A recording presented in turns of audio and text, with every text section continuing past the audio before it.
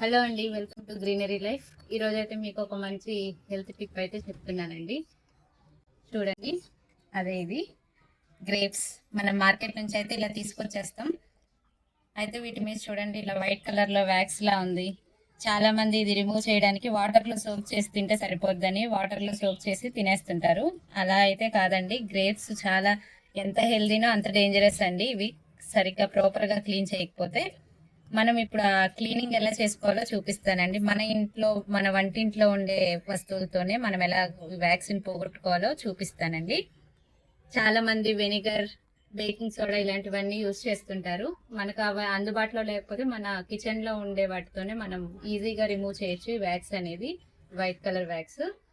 అది చూపిస్తానండి. ఇప్పుడు ముందు వాటర్ పోసేసుకుందాం గ్రేప్స్లో. తర్వాత సాల్ట్ అండి, మెయిన్ సాల్ట్ వేసుకుందాం. అందరికి ఇంట్లో ఉండేవే ఇవి సాల్ట్. అలాగే ఇంకొక ఇంగ్రీడియంట్ ఉందండి, పసుపు అండి. మన మంచి పసుపు యాంటీబయాటిక్ కూడా అంటారు కదా, పసుపు అండి.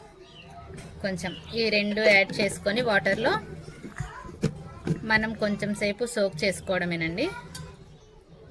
వ్యాక్స్ అనేది క్లీన్ అయిపోతుంది అన్నమాట మనకు. ఈ గ్రేప్స్కి ఏంటంటే బాగా పెస్టిసైడ్స్ కొడతారండి మనకు. ఎందుకంటే వీటికి ఎక్కువ పురుగులు అవి పడుతుంటాయి. నీట్గా రావడానికి పెస్టిసైడ్స్ అనేవి ఎక్కువ స్ప్రే చేస్తుంటారు. అందుకని మనం కంపల్సరీగా వీటిని బాగా ప్రాపర్గా క్లీన్ చేసుకోవాలి, లేకపోతే చాలా హెల్త్ ఇష్యూస్ అనేవి వస్తాయి. ఇదిగోనండి, ఇలాగా మళ్ళీ క్లీన్ వాటర్తో వాష్ చేసుకుంటే సరిపోతుందండి.